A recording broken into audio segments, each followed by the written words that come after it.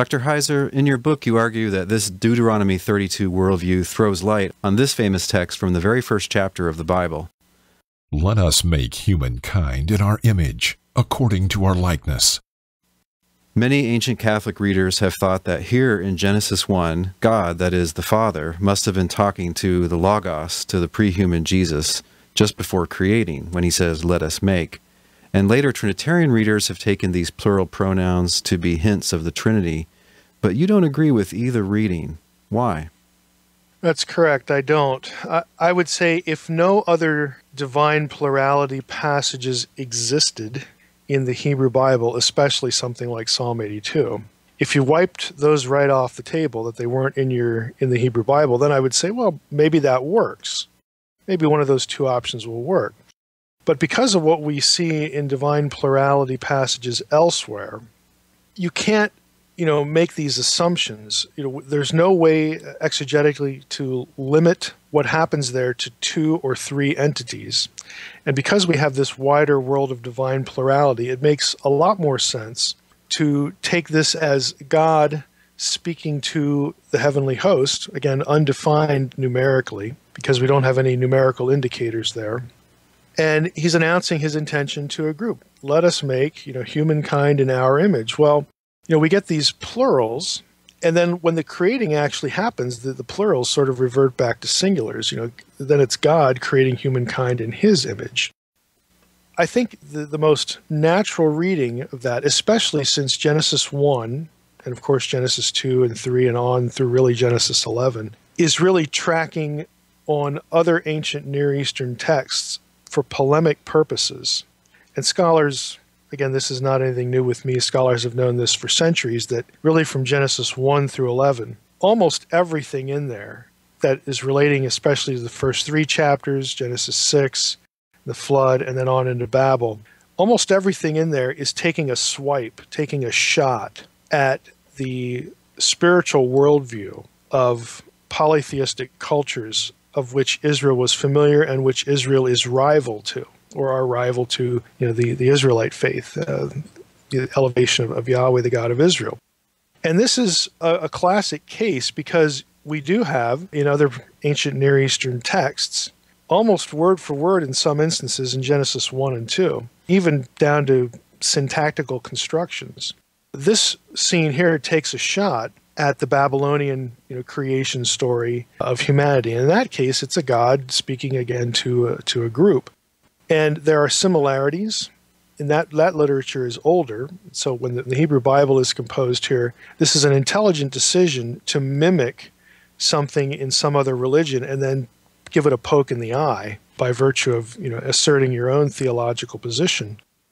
When this scene is created, there's a reason why, again, there's a familiarity built, and then there's a departure theologically from, again, this ancient Mesopotamia, in this case, creation story. We get this announcement to the group, hey, let's do this. But when the God of Israel creates and acts, he alone, again, the verb forms are all singular, the pronouns become singular. He alone is making the decision to create and is actually the one creating male and female humanity.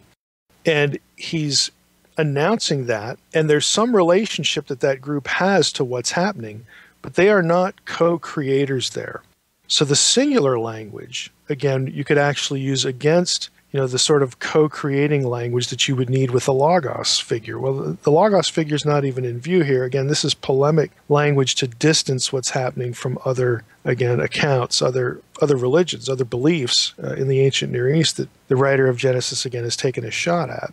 So it just makes a lot more sense contextually in what we're dealing with, and also not reading the New Testament back into the Old.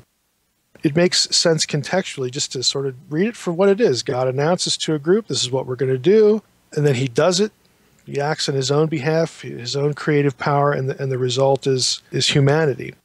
So that also has the benefit of, if we look at Genesis 1 this way, and then we encounter these other divine plurality passages, especially where the guys in the other room, the divine characters in the room, let's just put it that way. When you get the divine characters in the same room, and some of them turn out to be bad and under judgment, and they're going to die like men, okay, reference back to Psalm 82, then it's easy to decipher that. If all you were thinking was the Trinity from Genesis 1, then starting to encounter these other passages like Psalm 82, now you're in trouble, because now you have the other members of the Trinity as corrupt. Now you have God chastising the Son and the Spirit and saying, hey, you're going to die like men because of what you've done bad here. You're corrupt and evil and wicked. Well, I mean, that just creates a conundrum, which is why in a lot of English translations and a lot of, again, early Christian discussion, Psalm 82, the plural Elohim of Psalm 82 are treated as though they're humans, because they have to get out of that quandary in some respect. They've been thinking divine plurality means the Trinity all the way along. Then when you encounter a passage like Psalm 82, oh, the gods there aren't really gods, they're humans. Well, how in the world does that happen? Well, it basically happens because we need it to happen, because otherwise we're in trouble, theologically, because we haven't been thinking outside the Trinity box. We haven't really been thinking contextually back in Genesis 1. So to the original reader, the sting of it would be that God is doing all the work and the rest of the deities are just kind of on the sideline, apparently watching. He's talking to them, but he's doing it all. Yeah, the verbs of creation, when it comes to humanity, really when it comes to the heavens and the earth and human beings, are always singular in the Hebrew Bible. And again, that's a very deliberate thing on the part of the writer, again, to make it clear who the creative power is. I don't know how it is in Hebrew, but in English, this isn't a very strange way of talking. I mean, imagine that you're hanging out with your mom and she says, I know what let's do. Let's make some cookies. Mm-hmm. And then you sit there and hang out with her and she does all the making of the cookies. Right. That's a good illustration. The geek way, the geek talk here would be, this is a plural of exhortation. A singular speaker exhorting, announcing an intention, exhorting people to, hey, let's get involved here. We're going to do X, Y, Z. And then, of course, you only have one person doing it. But there's a peripheral benefit, in some context to it.